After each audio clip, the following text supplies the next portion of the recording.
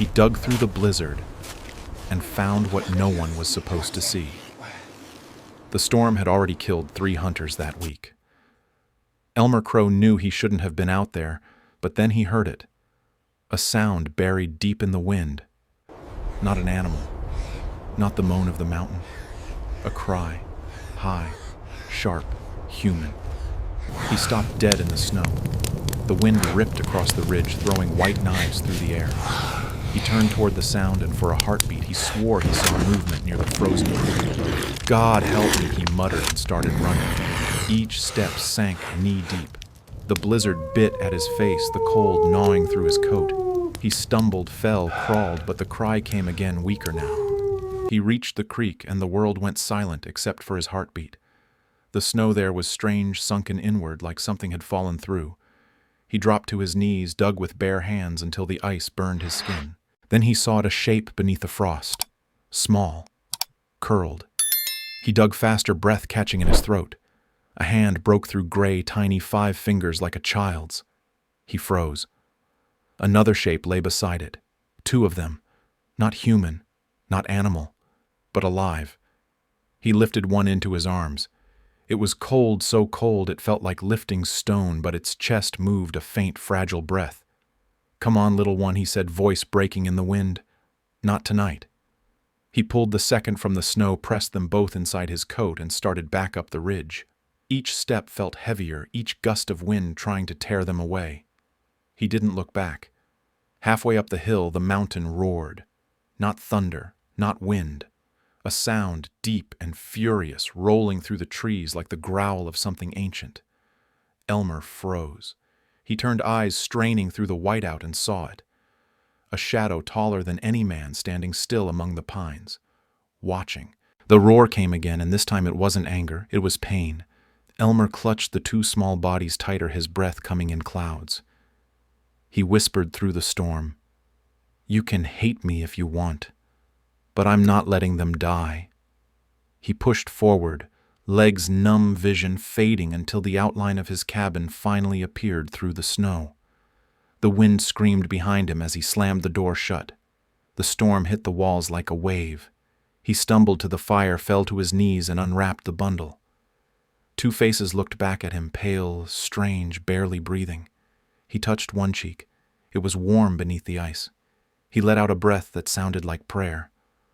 "Whatever you are," he whispered, "you're safe now." Outside, the storm kept howling, but through it, faint and low, came another sound, a call echoing from deep within the forest, a voice answering his mercy. He thought the blizzard had ended when he shut that door, but what he'd found wasn't meant to be kept warm. Part 1. The cabin in the whiteout. The cabin shook under the weight of the storm. Wind screamed through the cracks like voices trying to get in. Elmer threw another log onto the fire, his fingers' stiff skin bleeding from the cold. Steam rose from his coat as he unwrapped the bundle. 2 small bodies, half-frozen fur, clumped with ice faces, pale beneath a thin layer of frost. He moved them closer to the heat.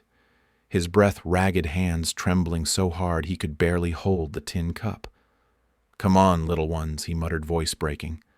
"Not tonight." He scooped melted snow into a spoon, held it to the smaller mouth. At first, nothing. Then a twitch. A soft, rattling gasp. The chest rose once, twice.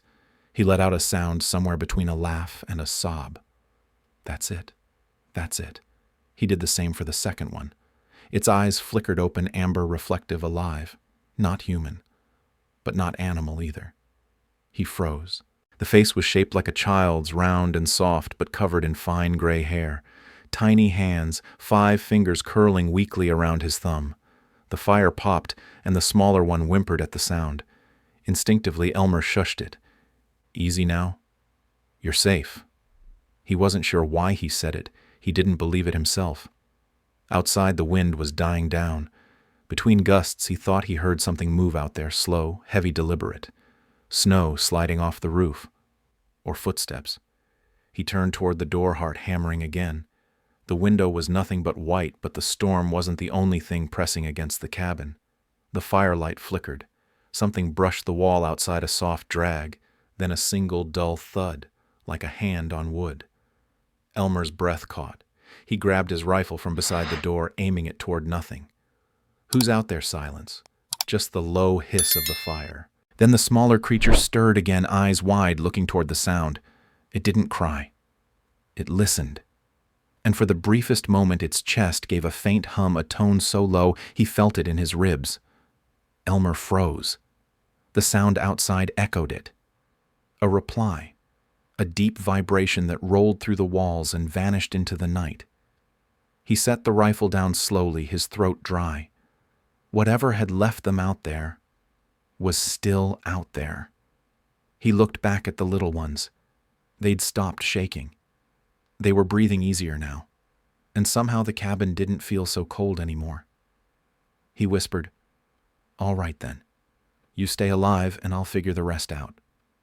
He sat back by the fire, watching the flames dance across the log walls, while outside the mountain breathed in rhythm with them. By morning the storm would end, and what waited in the snow would prove the mountain never forgets what it loses. Part 2. The marks beneath the snow. Morning came without sound. The wind was gone, the sky washed gray, and the mountains shone under a blanket of white so perfect it looked untouched by life. Elmer pushed the door open slowly. The hinges creaked, the sound too loud in the stillness. Cold air rolled in like smoke. The cabin sat in the center of a clearing, now buried in snow nearly to his knees. No wind, no birds, nothing.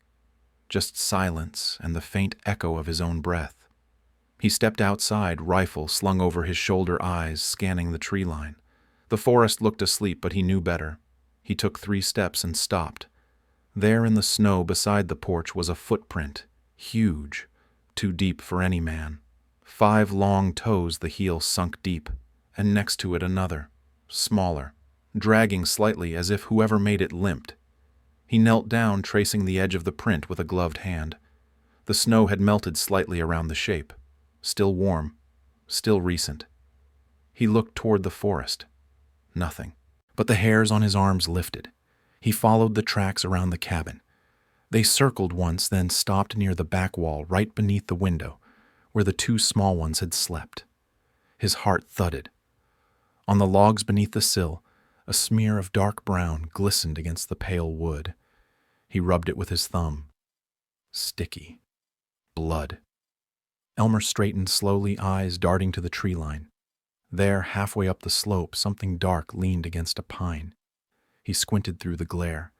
A scrap of fur black as coal caught on the bark, long coarse strands thick as wire. He reached out and took it, feeling it between his fingers. Not wolf, not bear. Something else. He looked back toward the cabin. His pulse pounded louder than the wind had last night. He whispered, "So you came back after all." The forest gave no answer. But somewhere beyond the ridge a sound rolled faintly through the air, low, steady, almost mournful. It wasn't the wind. It was alive. He turned back toward the door, every nerve in his body screaming to move faster. When he stepped inside, the 2 small creatures were awake, sitting upright by the fire. Their eyes followed him, silent, unblinking. He dropped the fur on the table. Both of them looked at it instantly, heads tilting in the same motion. Then the smaller one made a noise, a hum, soft and rhythmic. The second joined in. It wasn't random. It was patterned. 2 short tones, 1 long. Elmer froze. That was the same rhythm he'd heard in the wind the night before. A call. A signal. He whispered, "No, not again. Stay quiet." But they didn't stop. They hummed louder. The cabin vibrated with the sound. The fire trembled in the great flames, bending sideways as if pushed by an invisible wave. Then silence. Total. The mountain outside seemed to hold its breath. Then faint but unmistakable, the echo came back. The same pattern. 2 short, 1 long. The answering call. Elmer grabbed his rifle, eyes locked on the window. He could feel it, the presence in the trees, closer now, watching. He turned to the little ones. Their humming had stopped. They were calm again, staring at him with something that looked almost like guilt. He set the rifle down slowly, his throat dry. "All right," he whispered. "If that's your kin out there, Then let's pray they remember what mercy looks like. He looked out the window again, but the clearing was empty. No movement, no sound, only the tracks, the large and the small, slowly disappearing under a new drift of snow. He thought the mountain had gone quiet again, until the trees began to breathe. Part 3. The Return. In the trees. Dusk fell fast, the kind of blue light that hides everything it touches. Elmer sat by the fire, staring at the door. Outside, the wind had gone still again. Too still. Then it happened a sound soft but heavy, a branch snapping in the distance, followed by another and another. Rhythmic. Slow. Footsteps. He stood, rifle in hand, eyes locked on the frosted window. Through the haze of snow, a shadow passed between the trees, tall, deliberate, silent. Then another smaller one beside it. His breath stopped. They were back. He whispered under his breath, "Lord, they found me." The little ones stirred near the fire, their ears twitching, heads turning toward the door. No fear, just recognition. The sound came closer. Branches bent under the weight of something massive. The floorboards trembled. Then silence. A shape darkened the window, blocking out the fading light. The glass fogged with a single breath from outside, slow, deep, like a furnace coming alive. Elmer's hand tightened on the rifle, then loosened again. He couldn't raise it. Something in that breath wasn't rage. It was searching. He stepped forward, unlatched the door, and pulled it open halfway. The air hit him like a wall. Snow drifted in, and in that pale twilight stood two figures. The larger one, first shoulders broad as the cabin doorway fur, glistening wet eyes glowing amber. Beside it, smaller, leaner, moving with a limp. Both froze when they saw what he held in his arms, the two little ones awake, now blinking at the sight before them. The taller creature lowered itself slowly, kneeling in the snow. No growl, no threat, only a sound so deep it vibrated in his ribs, a hum of recognition. The babies answered. The sound was higher, fragile yet perfectly matched. Parent and child speaking the same wordless language. Elmer felt the weight of it, not fear, not relief, something older, like witnessing the end of a prayer. He stepped out into the cold. The snow crunched beneath his boots. The wind didn't move. It was as if the entire forest had stopped to watch. He knelt, set the smaller one gently onto the snow. It took a shaky step forward, then another, until it pressed against the giant's leg, burying its face in fur. The second followed, climbing into the enormous hands that waited. The air filled with the sound again, that low vibration rising and falling like the tide. The parent held its young, close head bowed. Elmer swallowed hard. He whispered, "They're yours." The larger one lifted its gaze, eyes meeting his. For a moment, man and legend just stood there, sharing the same breath. Then the creature reached out, one massive hand resting on his shoulder. The warmth of it burned through the cold. It didn't squeeze. It didn't harm. It thanked. The sound it made next wasn't a growl. It was a call, a deep resonant note that shook the valley, echoing through every tree, every stone, every corner of the mountain. Elmer stood, frozen snow swirling around them like falling ash. And as the echo faded, the two giants turned, carrying their young into the forest. Their steps left prints that steamed in the snow, then vanished as the wind began to rise again. He watched until the shadows disappeared among the trees. Then he whispered into the empty air, "Go on home." The mountain didn't answer. It didn't need to. The silence it left behind said enough. By dawn, their tracks would vanish, but what they left behind would outlast the snow. Part 4. The vow in the snow morning came soft and pale. The storm was gone, and for the first time in days the mountain breathed easy. Elmer stepped out into the quiet boots, sinking into fresh powder that glittered like crushed glass. The air was sharp, clean, alive. The forest looked untouched. No movement, no tracks, just the long sweep of white leading into the trees. But then he saw it, a small clearing near the edge of the pines, where the snow had been disturbed.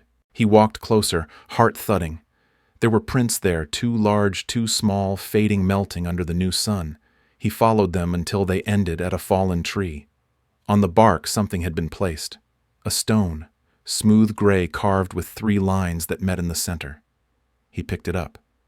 It was warm. He didn't understand how, but it pulsed faintly against his palm, a heartbeat, trapped in stone. He turned toward the forest. The trees were still, the silence deeper than before. He whispered, "I'll keep it safe." The wind stirred, then a low, steady breath rolling down the ridge, 2 short gusts, 1 long. The same rhythm the little ones had hummed by his fire. He smiled. The message was clear. They remembered. And so would he. He tucked the stone into his coat, turned back toward the cabin. Smoke drifted from the chimney again, thin and gold in the morning light. The mountain gleamed behind it, silent, timeless watching. For the first time in years, he didn't feel alone. He stopped once more at the door, looked over his shoulder toward the tree line, and raised a hand in farewell. For a heartbeat, he thought he saw a shape there, tall, still waiting. Then the light shifted, and it was gone. He whispered to the wind, "You keep your promise, and I'll keep mine." The mountain answered with silence, a kind of peace that only comes after something wild decides to trust you. Do you believe mercy leaves a mark, even in snow that melts? Leave your city in the comments, rate this story from 0 to 10, and subscribe for more true legends from the wild.